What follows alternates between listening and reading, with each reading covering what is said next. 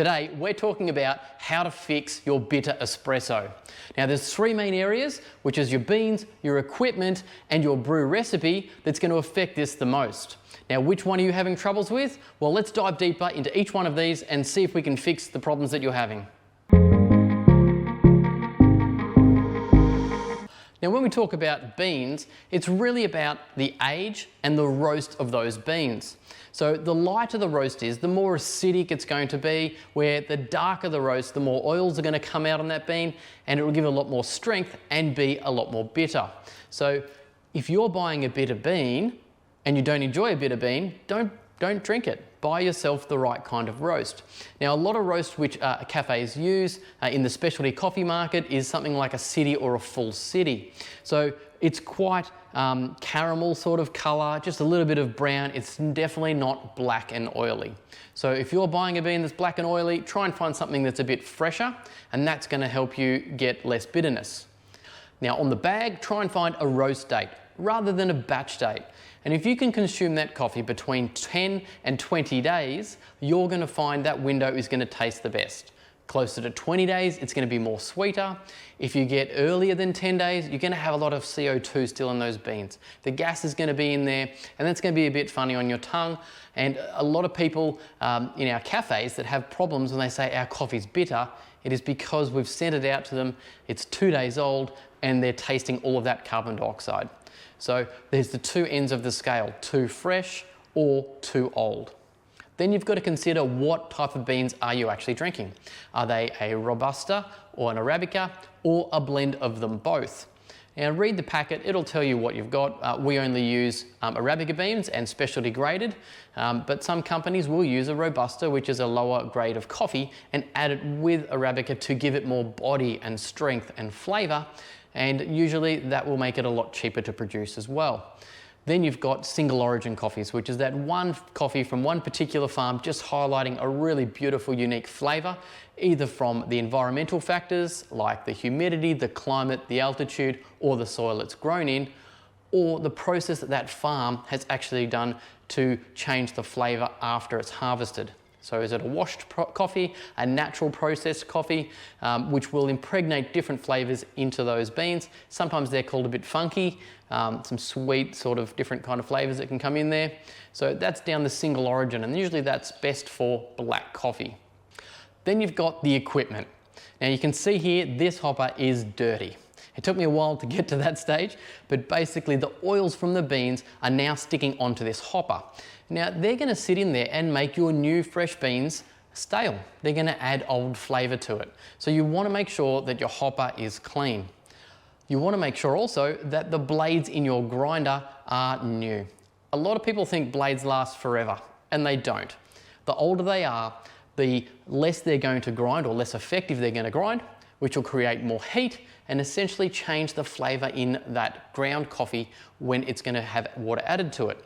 So we don't want to add more heat. So a simple blade change for 70, 80 bucks is really going to change the flavour of your coffee. Making sure that your chute where the coffee comes out is clean, and the other side of your blades is clean as well. So get in there and vacuum them out. You don't want to be tasting coffee that's been sitting there for months. It could be there for ages, just stuck in the little gaps of the grinder. So regularly cleaning out your grinder is really going to help you ensure that you're grinding fresh, clean coffee every single time. Now most grinders, unless they're a zero retention grinder, will actually store coffee past the blades inside the actual grinder and in the chute. So if you don't flush that out, so you get up in the morning and you just make your first coffee, you've actually tasting some grind that's been there from yesterday. So maybe 10, 12 hours, it's just been oxidizing and just getting terrible. So getting rid of that first handle, clearing out that whole chute, and then grinding another handle will definitely mean you've got fresh ground coffee, and that is a huge tip, because we find that happens so often. That flavour is just going to be so much better once you discard that old grind. Now when we start to look at the business end of making coffee, we've got to consider the water temperature and is it stable. Now in a Lamazocco like this, it's a saturated group, so it means that the water is far more stable in its temperature. If you've got an E61, say lever style, exposed head, which are on a lot of stainless steel style looking machines, and look, we sell them and they're fantastic, you need to purge that water and get a nice consistent water temperature onto that bed of coffee. If it's too hot for a dark roast, you're going to basically increase the acidity. If it's too cold with a light roast, you're not going to extract enough out of it. So getting the right temperature for the coffee you've chosen is a really key part to reducing the bitterness. So simply just by removing your handle, giving your machine a bit of a flush just to try and add some of that new water in, that is really going to help you reduce the bitterness and get a consistent water temperature to your coffee bed. So when it comes down to the extraction, this coffee hasn't been used for a while. So as I mentioned, grind off a handle, clear through some of that old grind, and then do your coffee. But just for an example, let's use this coffee and I'll show you what happens with this extraction.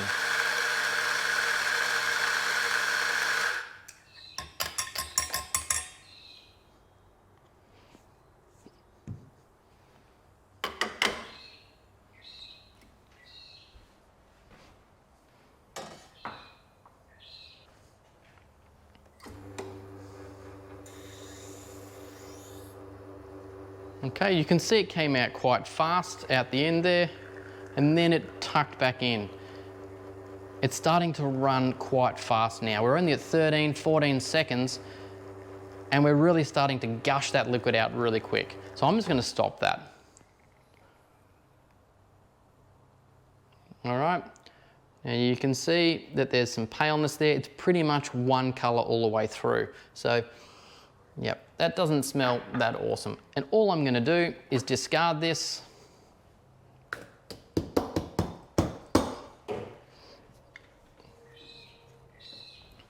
we're going to get another handle.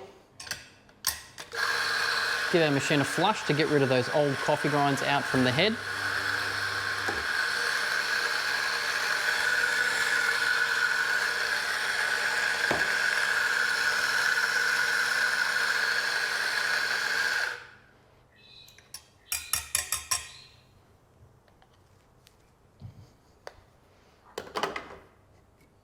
And simply brew that next coffee.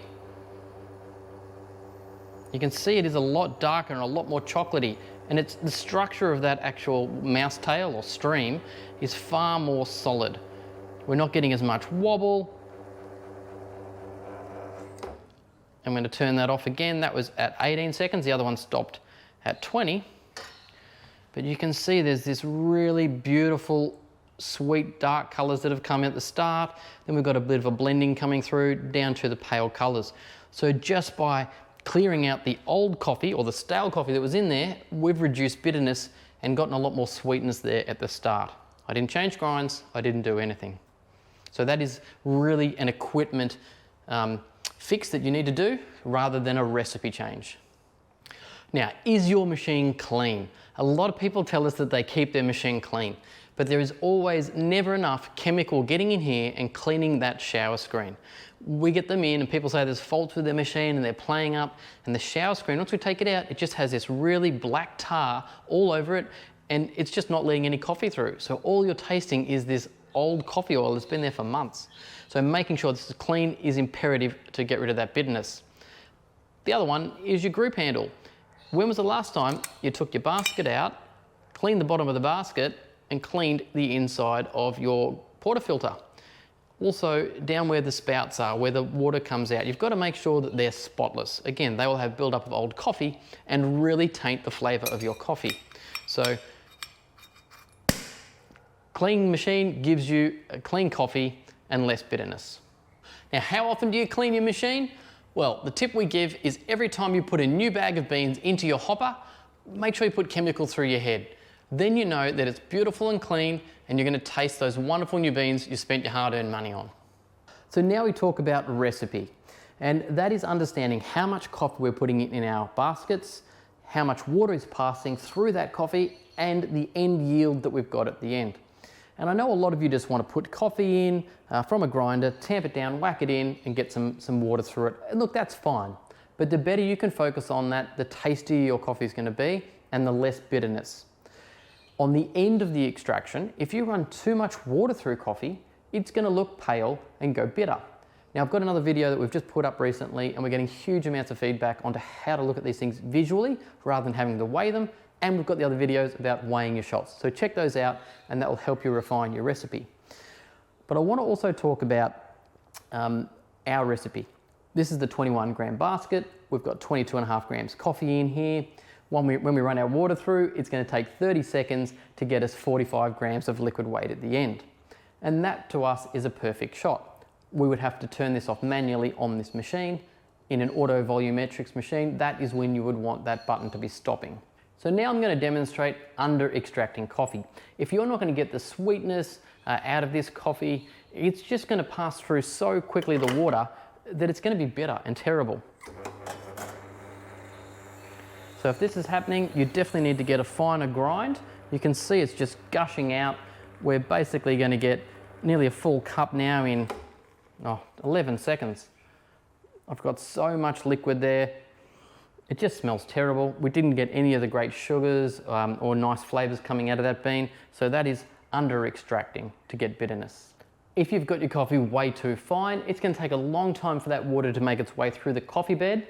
It's going to be very drippy and then it will start to pour later on. But what will happen is you'll get this really sourness and astringent kind of taste that's coming through. So you want to be waiting about 5 seconds of water to go through before you get a drip, and then a couple of drips and the pour will start. So that's the ideal scenario.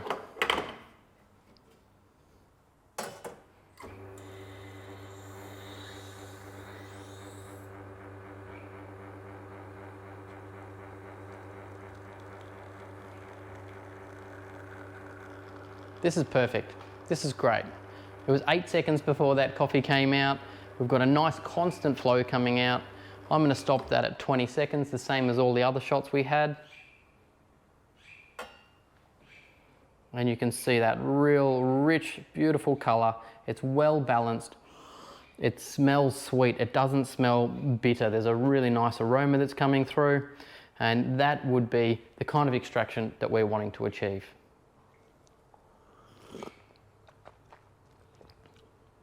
It's really tasty and it's well balanced. So you could go a bit finer again, but we don't want to have it so fine that that coffee is not coming out. If it's going over 10 seconds or 15 seconds before it even comes out, that is over extracting your coffee. So I hope that's helped you understand the 3 areas that can make your coffee bitter. Is it the equipment? Is it the beans that you're buying? Or the recipe that you're using to extract your coffee? Now, if you've got a question, hey, leave it down below. We love answering those. I think it's good to try and address the cleaning side of your machine before you start to look at some of the other areas here. Perhaps the maintenance of the blades, or is your coffee temperature water being correct? And then go down the line of the actual recipe that you're doing. If you follow that path, you should end up with making a less bitter coffee. So thanks very much for watching. Please subscribe and share this with anyone you think that's going to get the most out of this video. We really appreciate your support. Cheers guys, we'll catch you next time.